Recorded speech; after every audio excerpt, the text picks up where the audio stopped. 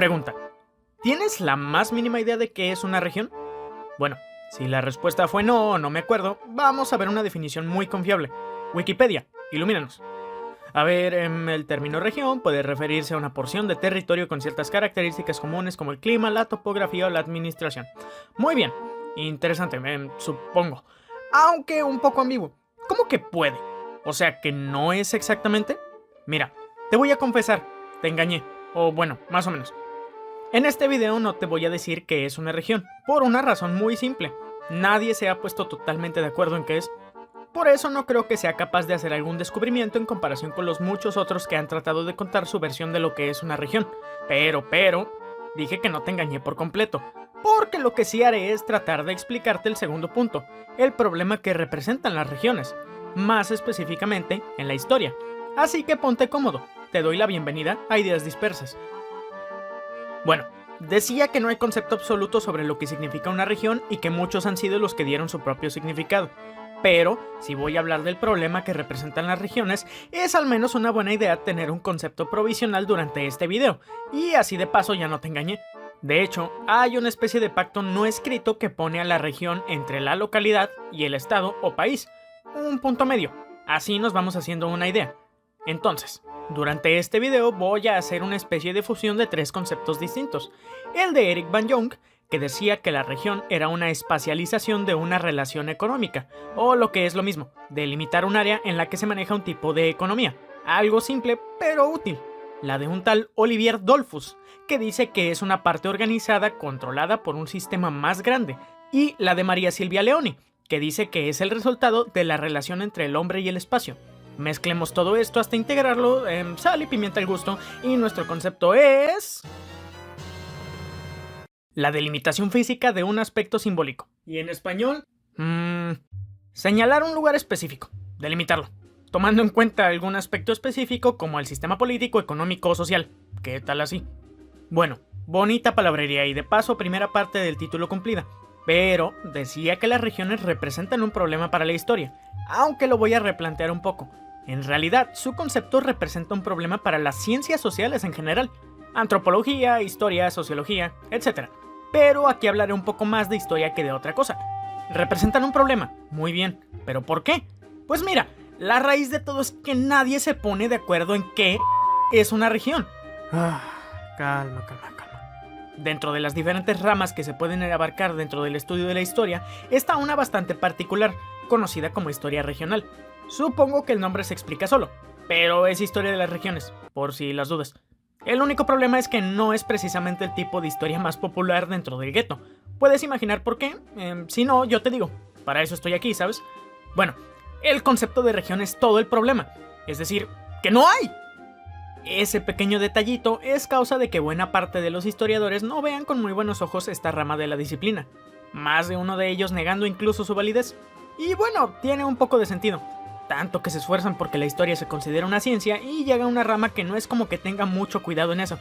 Un tal Manuel Miño Grijalva, por ejemplo, dijo en uno de sus textos que la historia regional no tiene marco conceptual claro, o sea que no tiene conceptos bien definidos, el de región más específicamente, y que por eso no podían seguir una metodología que tanto quieren que sigan los historiadores para ese asunto de ser una ciencia. Entonces, ¿existen o no las malditas regiones? Pues se podría decir que sí, pero no exactamente. Déjame explico. Más de uno puede considerar que una región ya está ahí sin proponérselo, que las regiones existen ya de facto. Un tipo de ellas, por ejemplo, es la región natural, pero eso es geografía, y no nos importa tanto en este momento, aunque coincido con un autor llamado Karl Ossauer, un geógrafo, que decía que al momento de llamar a una región como natural, solo se busca hacerla más simple para estudiarla. De manera rápida te puedo decir que no existen las regiones como tal, no en la realidad al menos, como una cosa que solo espera ser descubierta por el académico de turno. El primer punto que quiero usar es el de la delimitación espacial, es decir, el lugar que abarca una región, mismo que no se puede medir, porque como veremos después, el concepto es más bien simbólico. No existe una medida absoluta que demuestre qué es exactamente una región, aunque más de una persona ha intentado dar su propia versión de lo que debería ser una. Tal fue el caso del historiador mexicano y aparente villano clásico Luis González y González, que si bien no delimitó específicamente lo que es una región, sí lo hizo con lo que él denominaba el terruño, una localidad o un pueblito, que según él no debía medir más de 1000 kilómetros cuadrados, dejando la posibilidad de cuánto se supone que puede abarcar una región físicamente hablando, diciendo que el terruño es por lo menos 10 veces más pequeño que la región. Entonces, ¿cuál es el problema de que se limite el espacio que debería de abarcar una región? Pues sencillo, se dice que una región no tiene fronteras, que está en constante cambio. Su delimitación puede estar sujeta a la modificación de las fronteras de algún país, por ejemplo, solo por cuestiones de control de territorio más que nada. ¿A qué voy con esto? Pues volviendo al tema de la región natural, hay que entender que la delimitación de la misma, por ejemplo, ya es en sí un modo de encasillar a una región, y esto no es más que un imaginario, lo mismo que representan las fronteras de nuestros países. O dime, ¿la frontera entre México y Estados Unidos ya estaba marcada por esa línea antes de que llegaran? Aparte, como mencioné en un principio, al menos en cuestión de las ciencias sociales e incluso en otros campos como el de la geografía, la creación de una región es resultado de delimitar físicamente un aspecto simbólico. No puede solo tomarse un aspecto físico, lo que abarca la región, pues limitar lo que debe de medir puede meternos en un problema. Volviendo con mi aparente villano favorito, Luis González, él, al medir el terruño en la localidad, pueblo, como le quieras decir, menciona, aparte de los 1000 kilómetros cuadrados como máximo, la presencia de una cantidad máxima de población, no mayor a 20.000 habitantes. Pero, ¿qué es entonces un lugar como la Ciudad del Vaticano? Que no tiene ni siquiera 1 kilómetro cuadrado de extensión y menos de 1000 habitantes. Pero es un país. ¿En qué cae entonces? Cumple con las características de la localidad, o terruño en cuanto a sus habitantes y extensión, pero es un país, aunque es más pequeño que una región misma que a su vez es técnicamente más pequeña que un país.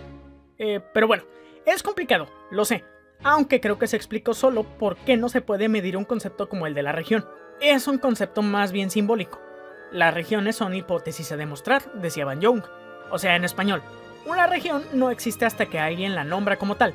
Más específicamente, que no existe un concepto absoluto para denominar lo que es una región, tiene que ver con que cada quien las nombra y delimita a su gusto.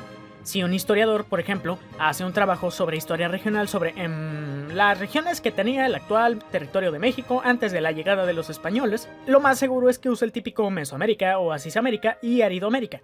El problema es que puede usar esta delimitación, o esta, quizá esta. Supongo que ya me explico mejor.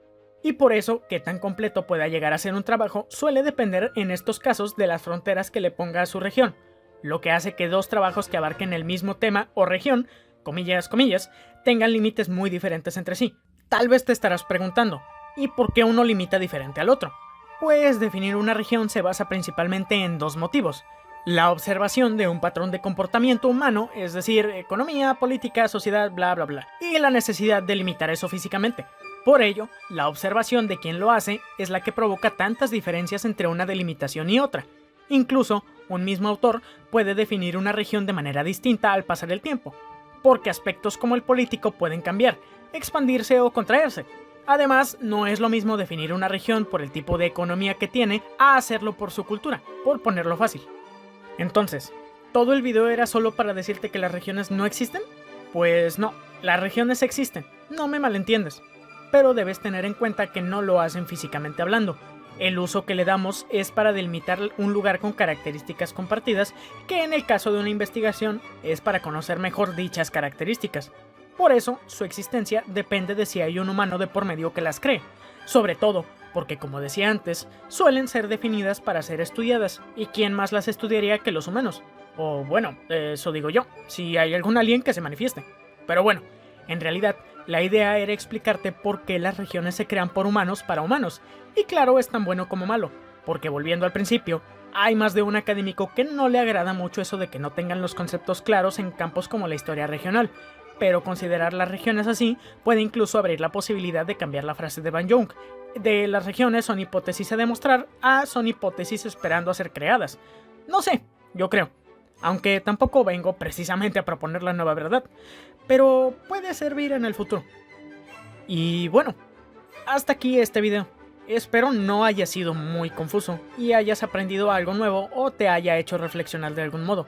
Si llegaste hasta aquí, primero que nada, te lo agradezco mucho, y te agradecería más que si te gustó el video, me dejes un like, te suscribas y lo compartas con tus amigos. No tienes idea de lo que deseo llegar a más personas y tú eres quien más me puede ayudar a eso. Igual, si quieres investigar un poquito más por cualquier cosa, en la descripción están los diferentes textos que usé para hacer este video. Un gran saludo y nos vemos pronto.